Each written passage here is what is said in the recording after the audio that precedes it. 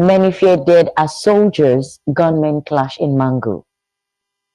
I lied out of hunger, Facebook user apologized to comedian AY Makon. These are just few of the headlines that we have to discuss with you today. Good morning, good afternoon, good evening to you, depending on the time you want to watch the session. I'm Ayo and I'll be reviewing with you today. But before I go into all that I have for you today, let's go on a quick break and I'll be right back.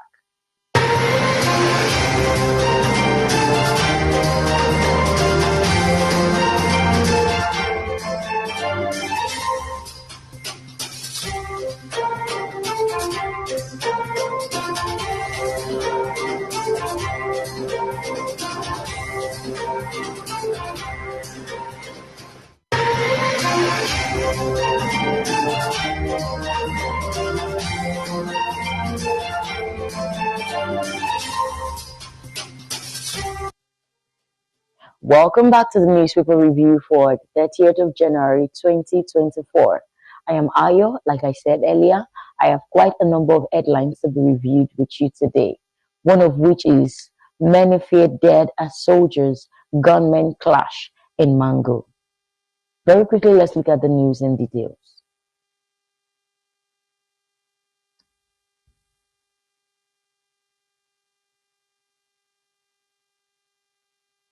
Scores have been reportedly been killed during a clash between soldiers and gunmen in two villages of Mangu local government area of Plateau State on Saturday morning. It was learned that no fewer than 30 gunmen were killed while some soldiers sustained injuries during the clash few hours after Governor Caleb Mutwang relaxed the 24-hour curfew imposed on the area. A security operative told Daily Trust that the incident occurred between 7 to 7:30 a.m. when the gunmen came in their numbers and started attacking some communities along Gimbri Road. In no time, the soldiers were alerted and immediately responded. About 30 of the gunmen were killed, while more than 50 of them were arrested with guns and ammunition. 4 soldiers were equally injured. Another source in the area, who was also pleaded for anonymity, confirmed the incident and adding that people were still in fear. Sahara Reporter days ago reported that the government defied the 24-hour curfew imposed by the Plateau state government to attack Kwa Asla Lake and the surrounding communities, killing no fewer than 25 persons, burning some properties too. According to a resident, Osia Ibrahim, the skirmish in Gabon Gari and Mangu on Tuesday was a decoy to pave the way for the attack on the community, which is not far from the National Youth Service Corps NYSC Permanent Orientation Camp at Jakatai, Mangu local government area.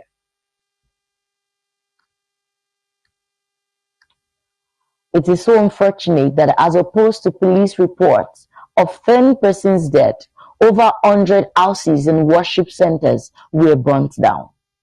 And this is bringing us to concern to ask the question, could it be that the police are trying to cover up something that we do not know about?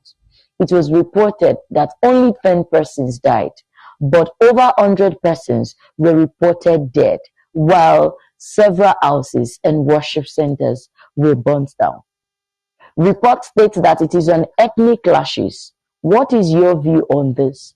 Do you think this is an ethnic clashes or this is a clash to take over the Mangu community by this so-called terrorist?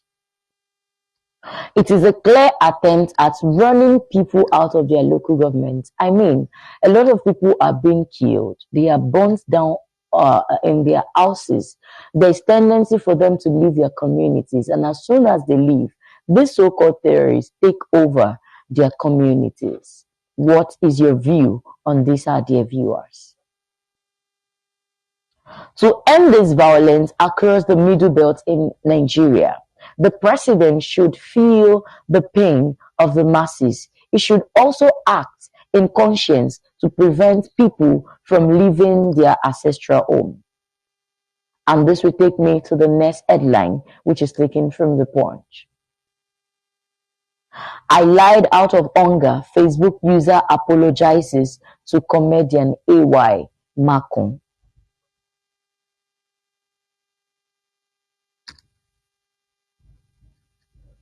Very quickly, let's look at the news and details.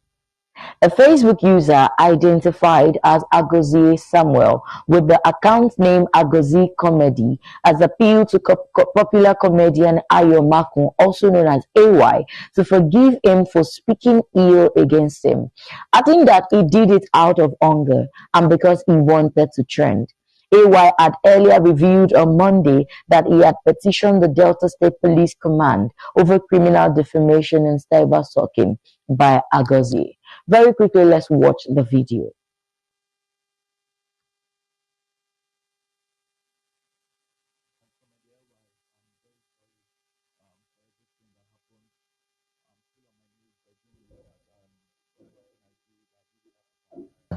Hunger and out of the situation. Please, I'm very, very sorry for everything I've done. I'm sorry for speaking against your child, a little baby that does not know anything. Then I'm sorry for speaking ill against you. I thought that I was depressed. If my page, people don't come and follow me, people don't watch my skits, people don't watch my skits, they don't like. So I needed to try to do something. That was why, and it was not my intention to bring you down. it was not my intention to bring you down, and it can never be my intention. Please forgive me. You are my senior colleague, you are my senior brother. Please, I'm just mine. I'm begging you. Please, AY. What I'm saying now is that please forgive me, and then it will never happen again. I will never speak ill against you. Anytime you are doing show, I will post your show for free. You're a big man, big name in this industry. So I don't have much to say than to say I'm very sorry. Please. Who kill your own brother? Not being the king. You understand? So what I'm saying now is that I don't want my two hands to become one. So please, with all due respect, sir, I'm on my knees and I'm saying to you, please temper justice with mercy. And this kind of a thing will never happen again. It's a promise. And anytime you see me do anything like this again, then you can take your action. So please, comedian AY, have mercy and forgive me.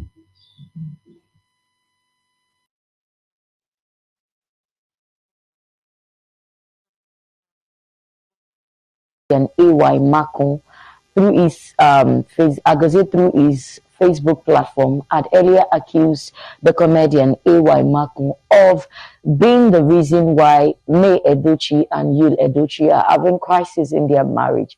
He had accused AY of having an extramarital affair with May Edochie, and this further led to a whole lot of misconception, a whole lot of issues between the comedian and some other members of his family. And this is bringing me to the fact that a lot of people will commit an offense and they will nail it down on the neck of the devil. If perhaps the devil easily strike, there's tendency for the devil to have struck a lot of people to death. And here he is apologizing to the comedian for defaming him, for calling him names, and for wrongly accusing him. To him, he said it was as a result of depression. He needed a lot of people to follow him. And this further leads us to the fact that a lot of people will do any and everything just for followership on social media. And this is a message to all Nigerians that whatever you see on social media should not be taken to heart, because a whole lot of people will do anything possible, even to the extent of doing things illegal, to make a name for themselves on the social media platform. And this is a message to each and every one of you. Followership on Facebook, on your social media platform, does not equate followership in real life. The question is, what impact are you making in the real life outside of the Facebook platform? And this will lead us to the next news that we have here for you, still from the Punch. Lagos tenants hospitalized as landlady breaks into apartments. Very quickly, let's look at the news in details.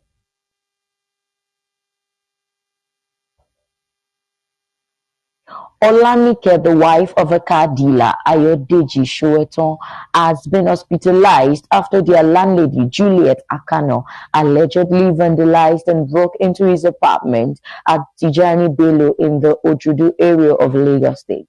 Punch Metro learned that the incident happened at about 11 a.m. on Wednesday, January 24. Speaking with our correspondent on Sunday, Sowetan said Akano stormed the premises of the two-story building in the company of some suspected thugs. According to him, one of them brought out a sledgehammer and started demolish his door and windows before eventually breaking into his apartment. He, however, lamented that the sudden demolition affected his wife, who was later rushed to the hospital due to shock, resulting in high blood pressure. While narrating the incident, he said, "I had left home in the morning when my wife called me to tell me that the landlady came with some people to vandalize my flat, which is on the ground floor to the building. And by the time I got home, they had vandalized my door, including my bedroom and kitchen windows. My wife lost her pregnancy 2 months ago and she has been recovering from the loss. But the shock of the demolition was too much for her. She developed high blood pressure and now in the hospital." On the Ojodu area of Lagos Access, it was stated that a landlady vandalized one of her tenant's apartments, all because the latter was unable to pay up his rent, as that the rent that is supposed to be due by May 2024. It is so unfortunate that when the vandalization occurred, the wife of the so-called tenant was at the time bedridden. She was recovering from loss of her pregnancy. This further led to a shock on her and she was rushed to the hospital afterwards. It is so unfortunate that a whole lot of people will do any and everything just to make money. I mean, the rent is supposed to be due by May 2024. She could have waited. She could have given patient or at most she could have given them a quick notice. And according to the husband according to the tenant, the husband of the wife of the woman who was rushed to the hospital, it was stated that he has promised her to pay up the money before the time he was supposed to pay the rent, and the landlady refused. She insisted that her money should be paid at a particular time in which the tenant is unable to meet up with. And this further led to this issue of bringing in thugs to come and break down the door, which led the wife to the hospital. We look forward and we hope that the wife will be all right after this incident. And this will take us to the next news that we have to be reviewed with you today, still on the Punch. Abductors of Kaduna doctor husband insist on 100 million naira ransom. Very quickly, let's look at the news in details.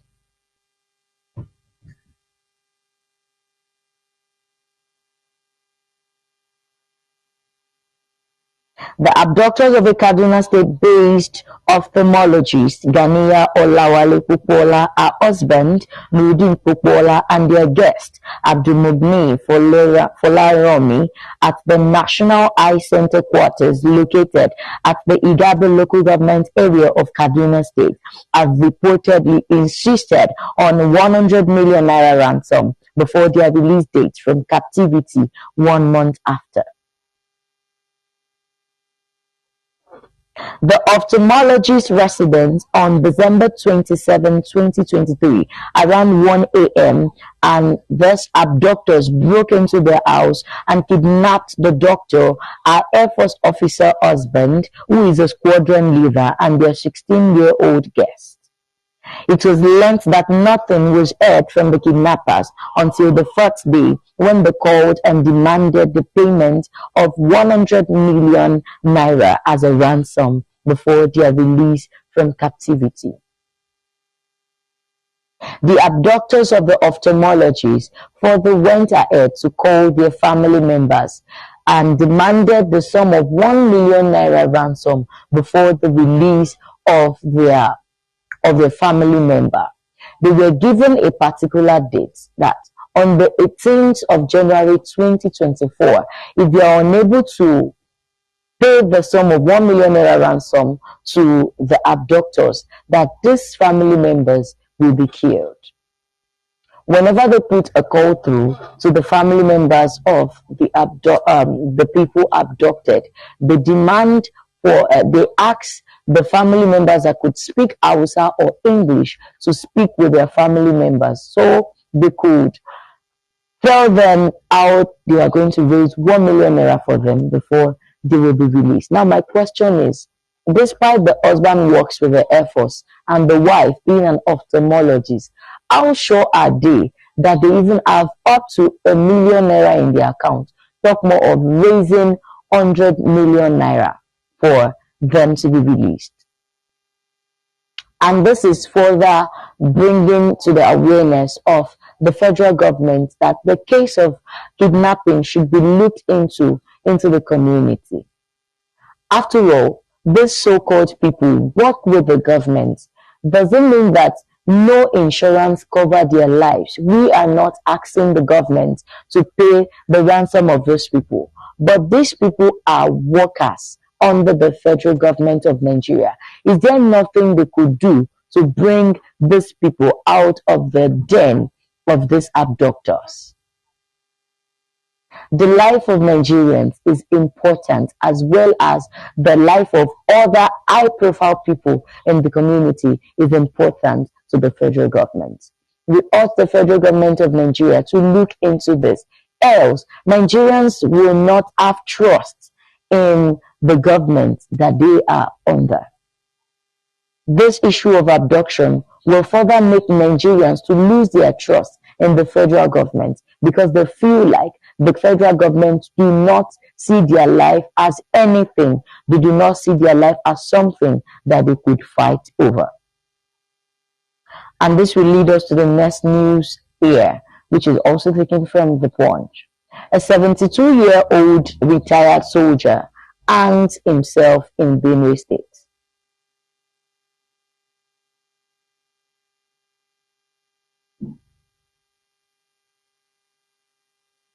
A 72-year-old retired soldier identified as Francis Doga has reportedly committed suicide within his compound opposite St. Joseph's Catholic Church at Niniogun, a suburb of Makurdi, the capital state of Benue State. The deceased was reported to have hung himself on a tree at his residence without leaving any note behind on Sunday. The death of the septuagenarian was said to have caused confusion in his neighborhood as to what might have pushed him to such an act. A resident of the area who did not want to be mentioned said none of the retired soldier's family members was around when the man, famously known as Old Soldier, committed suicide. What could have made a 72-year-old man kill himself? What could have made a 72-year-old retired soldier to decide to end his own life? According to source, we were made to understand that the 72-year-old man was defrauded of a huge amount of money, which his family members do not know about. We were made to understand that as at the time he killed himself, he hung himself to the tree without anyone knowing the issue of the killing until a visitor came into play. Before they realized he had died. And this is further probing us to a lot of people to become aware of the things that is going on around them. And it further makes us ask the question, are there no family members around at the time this 72-year-old septuagenarian killed himself? Are there no wives, children, neighbors? Was he in solitude? Was he alone? That nobody knew that he was going to do something like this? Were there no clue as to the reason why a septuagenarian, will kill himself. We hope that a soul will rest in peace. And we also use this as a medium to bring to the awareness of Nigerians, of the society, that you should never assume all is well because someone has something in their capacity.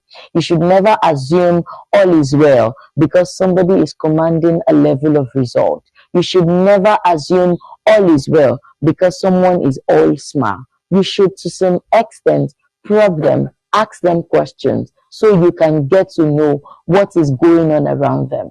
A lot of Nigerians are going through a lot.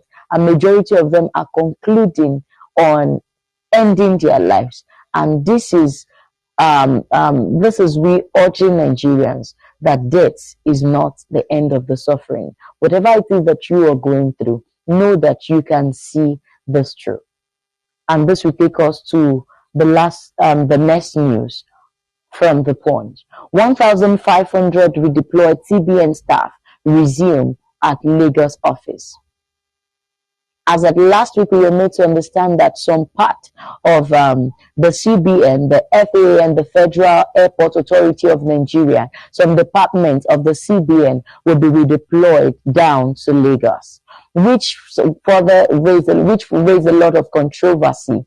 A lot of people were contemplating if at all a part of the CBN or the Federal Airport Authority were to be deployed to other parts of the country, it should be in the neighboring state and all of that. Nigerians further raised awareness that the Northerners wanted to make this a tribal thing. They want all of these things to be, they want Nigerians to be all about them. They want the department of the important departments of the country to revolve around the Northerners. A lot of Nigerians were raising the motive that Northerners should allow some other department of the CBN or the Federal Airport Authority to be taken to other part of the state to further minimize security issues. And today, we're made to understand that 1,500 CBN staffs has been redeployed to Lagos State. We'll keep our fingers crossed to see how this will go on the long run. And this will lead us to the last news that we have for you. The last news is taken from Vanguard, which says, same-sex marriage, blessings. Africans are special, but everyone will gradually accept Pope Francis.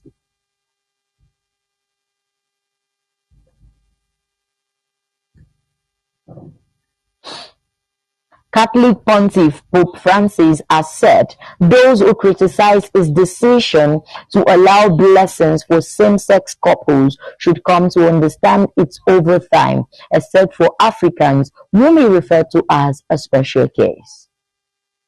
Reuters reports that Pope Francis, in an interview with Italian newspaper La Stampa yesterday, said Africans perceived homosexuality negatively from a cultural perspective. Those who protest vehemently belong to small ideological groups, a special case in Africans. For them, homosexuality is something bad from a cultural point of view, and they don't tolerate it.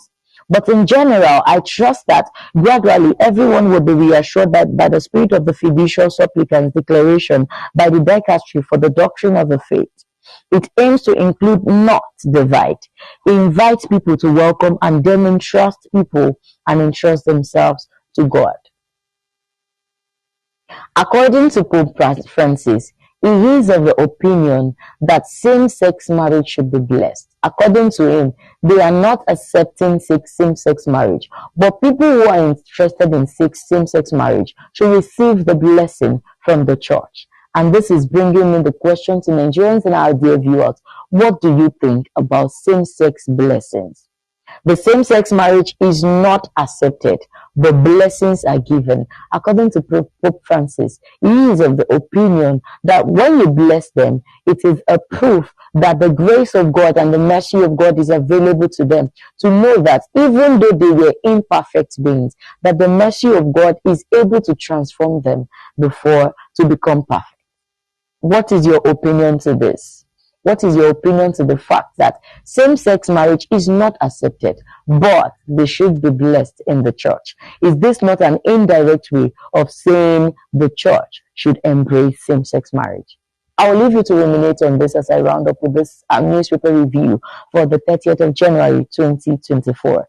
Thank you so much for staying tuned with us on Prime Media TV on this day. I'll be your reviewer all through this week. Remember, we have an Hot Gist session waiting for you on Thursday and on Friday, where we get to dissect everything that is troubling Nigeria, where we get to dissect social issues with our guest analysts, with our guest political analysts on the show on Thursday and on Friday. Thank you so much for staying tuned with us. We'd like that you visit our Facebook and Instagram platform and follow us at Prime Media TV. On our website, we go by the name Engine Speak. Please do well to follow us on our website to get back-to-back access on all that we do on Prime Media TV. At the same time, you can follow us on YouTube at enginespeak.com. We also have an online mall where you can shop for all your electronic appliances at remade.com.ng. Remember, you can apply as a buyer, you can also apply as a seller. As you can see, all that is being displayed on the screen. You can get all of these things if you're in Lagos within 3 working days. And if you are outside Lagos, you can get them within 7 to 14 working days. Thank you so much for staying tuned with us on this session. I am Ayo. For now, do have a blessed day.